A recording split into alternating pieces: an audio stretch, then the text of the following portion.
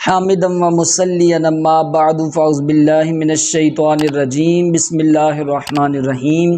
मेरे तमाम देखने और सुनने वालों को अस्सीरत दवाखाना की जानिब से अस्सलामु अलैकुम व रहमतुल्लाहि व बरकातुहू।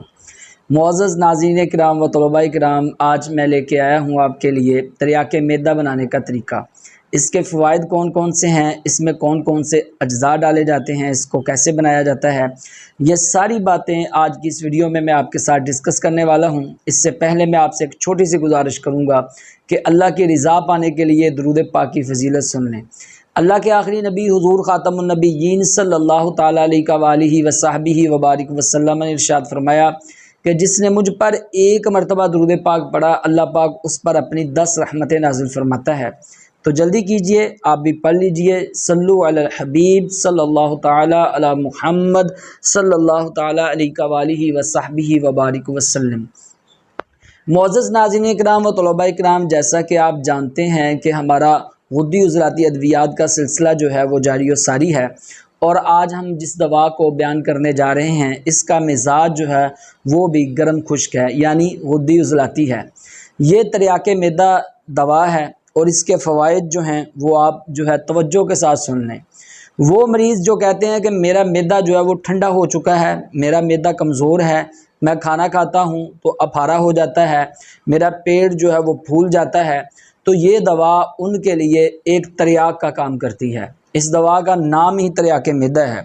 और इसके साथ साथ फिर वो मरीज़ जिनकी आंतों में सोजिश है, जिनको IBS का मसला है, जिनको संगरहनी का मसला है, जिनको रीह गैस का मसला है, और फिर इसके साथ साथ जिनको नज़ला ज़ुकाम का मसला है वो हल नहीं हो रहा, फिर वो मरीज़ जिनको यूरिक एसिड का मसला है, जिनको कोलेस्ट्रोल का मसला है, तो ये सारे मसाइल में ये दवा जो है ये लाजवाब है।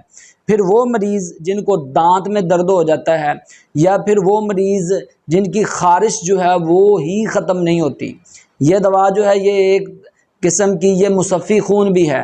इसको आप 4 मुलय्यन के साथ यूज़ करेंगे तो इंशाअल्लाह ताला आपकी ख़ारिश जो है पुरानी से पुरानी ख़त्म हो जाएगी। और 4 मुलय्यन पे मेरी वीडियो जो है वो मौजूद है, वो आप देख सकते हैं, उसको बनाएं और इसको आप दोनों दवाओं को साथ में यूज़ करें तो इंशाअल्लाह ताला ख़ारिश का मसला जो है वो आपका हल हो जाएगा। फिर वो मरीज़ जिनको रात को नींद ही नहीं आती, वो मरीज़ जिनको कै होती है, फिर वो मरीज़ जिनको जिस्म में दर्दें होती हैं, तो ये तमाम अमराज जो मैंने आपको बताए हैं, इन तमाम अमराज में आप इस दवा को यूज़ करें तो आप अपने भाई को दुआएं देंगे। बहुत ही कामयाब दवा है। इसके अज्जा जो है वो आप तवज्जो के साथ सुन लीजिएगा। इसमें 3 चीज़ें आपने डालनी है।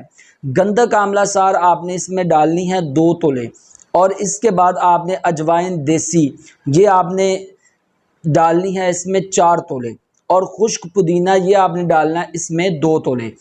अगर पुदीना आपको घर का मिल जाए तो बहुत ज़बरदस्त है, उसको छाँव में सुखा लें और फिर उसका आप यूज़ करें। तो ये तीनों चीज़ें जो हैं इनको आप अच्छे तरीके के साथ साफ़ कर लें। साफ़ करने के बाद आप इनका सफ़ूब बना लें। सफ़ूब बना के अगर मेरे भाई ने इसको यूज़ करना है तो फिर 1000 mg के कैप्सूल इसके बने। अगर मेरी किसी बहन ने इसको यूज़ करना है तो वो इसके 500 mg के कैप्सूल जो हैं वो भर लें। दिन में 3 मरतबा आप इसका यूज़ कर सकते हैं। खाने के आधा घंटे बाद आप पानी के साथ इसका यूज़ कर लें। सुबह, दोपहर और शाम 1-1 कैप्सूल, या इसकी आप नखूदी गोलियां बना सकते हैं। तो इंशाअल्लाह तबारक व तआला ये जितने भी अमराज मैंने आपको शुरू में बताए हैं वीडियो के, इन तमाम अमराज में आपको इस दवा से इंशाअल्लाह अगर अल्लाह ने चाहा तो शिफा मिलेगी। उम्मीद है कि आज की वीडियो आपको बहुत ही अच्छी लगी होगी। कमेंट सेक्शन में अपने अच्छे फीडबैक का इजहार ज़रूर कीजिएगा। अपना बहुत सारा ख्याल रखिएगा, अपनी दुआओं में याद रखिएगा।